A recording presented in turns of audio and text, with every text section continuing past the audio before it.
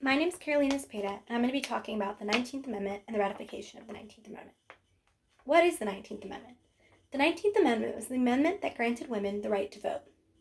It was passed by Congress June 4th, 1919, and ratified on August 18th, 1920. What is ratification actually? Ratification is the approval of agreement by the state in the House of Representatives. The ratification of the 19th Amendment ended almost a century of protest. The campaign for women's suffrage was a small but growing effort before the Civil War. Starting in the 1820s, various reform groups proliferated across the U.S., including the temperance leagues, the abolitionist movement, and religious groups. Women played a vital role in a number of them. The women's rights movement launched on a national level in 1848 with the Seneca Falls Convention organized by Lucretia Mott and Elizabeth Cady Stanton. The demand for a women's vote became the focal point of the women's rights movement, leading to the women's suffrage movement. The women's suffrage movement was the part of the women's rights movement focused on a women's vote. Suffragettes, members of the National Union of Women's Suffrage Societies, would protest and petition and were being led by Millicent Garrett Fawcett from 1890 to 1919, the height of women's suffrage. Not only did the suffragettes fight for a woman's right to vote, but they also supported African American voting rights as well as other minority issues. They believed in peaceful protests and would often march the streets.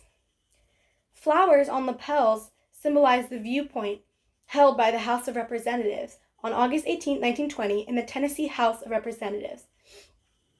Supporters of suffrage wore yellow roses, while opposers wore red. Harry Byrne wore his red rose that day, ready to vote against suffrage, until he felt a letter from his mom in his pocket. In it, allegedly, she urged him to be a good boy and vote for suffrage. He had a hard time, but he was thinking his mom was smarter than a lot of the guys there. So if his mom was smart and women were smart, then women should be allowed to have a voice. Only one more state was needed to ratify the amendment, and after it was approved by the Tennessee Senate, the vote was up to the House. 48 members opposed, and 48 members were for suffrage, and a tie would mean no.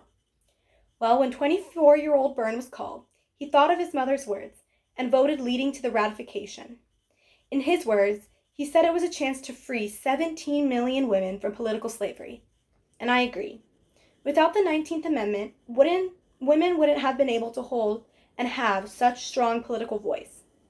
There would be no female presidential candidates, no senators or judges, and we all deserve a political voice.